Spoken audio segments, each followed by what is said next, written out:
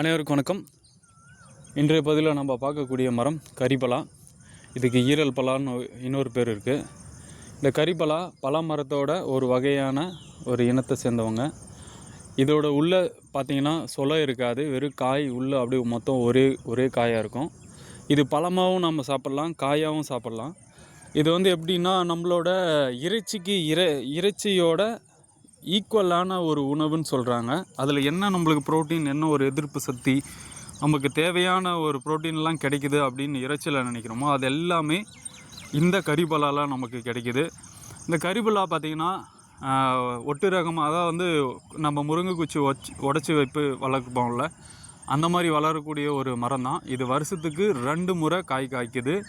இதோட இலை பார்த்திங்கன்னா நல்ல ஒரே இலையில் 10 கூர்மையான இலை சேர்ந்தது தான் இந்த கரிபலையோட இலை. இந்த இலையை நம்ம நல்லா காய வச்சு அதை எரித்து அதை சாம்பலை எடுத்து எங்கெங்கே தேம்பல் கடி இருக்குதோ அது தேங்காய் எண்ணெயோடு சேர்த்து அதை மேலே பூசி வர நம்ம அந்த கடி சொறி அதெல்லாம் சரி செய்யும்.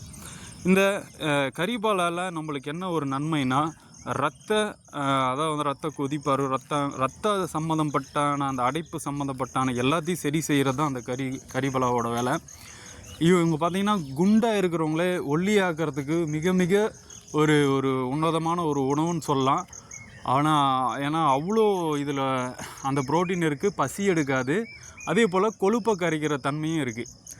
நம்மளுக்கு எதிர்ப்பு சக்தியும் குடிக்குது, ரத்தத்தை சுத்தப்படுத்துது, நம்மளுக்கு அதிகமாக நோய் ஆற்றல் கொடுக்கக்கூடிய அந்த இம்யூனிட்டி பவர் அதிகமாக இருக்குது இதில். இந்த கரிபலாவை கண்டிப்பாக பழமாகவும் சாப்பிட்லாம், காயாகவும் சாப்பிட்லாம்.